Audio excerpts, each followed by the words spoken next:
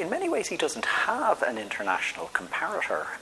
There are very, very few people internationally who would have crossed the range of policy areas that he crossed. So, for example, he's possibly best known for his position as Secretary General of the Department of Finance when he was involved in the economic policy developments of the late 1950s and early 1960s.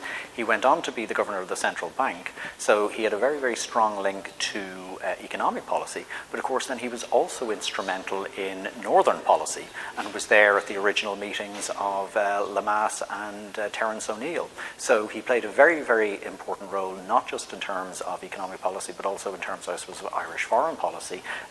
There's not that many people internationally who would have operated in that way.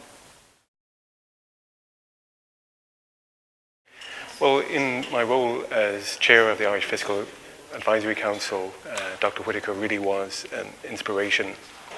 His use of economics, economic theory, and data to underlie his policy advice, the way he was able to look into the future and see the problems that the economy was going to face and take remedial action, and his willingness to bring it to the attention of politicians.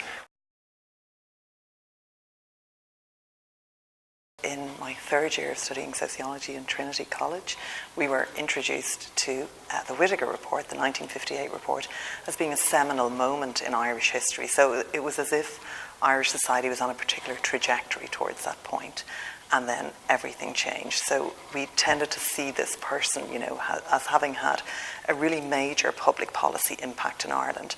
Now, I'm sure that Ken Whitaker was surrounded by lots of other civil servants and that it was a collective endeavour that they were engaged in, but it was etched in our minds as the Programme for Economic Expansion.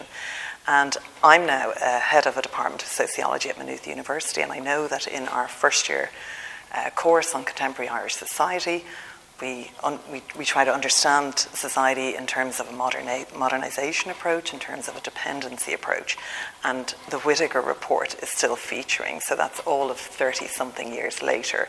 He's still crucial to sociologists in understanding the kind of socio-economic development of Ireland.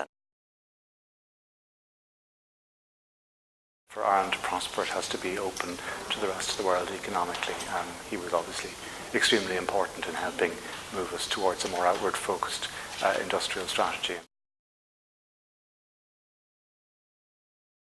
The main lesson we can take from Whitaker's work is the man himself, that when you have senior policymakers, we forget he had a degree in economics from the London School of Economics, and to have people who are technically trained at the senior level of policy making and implementation, that's the lesson.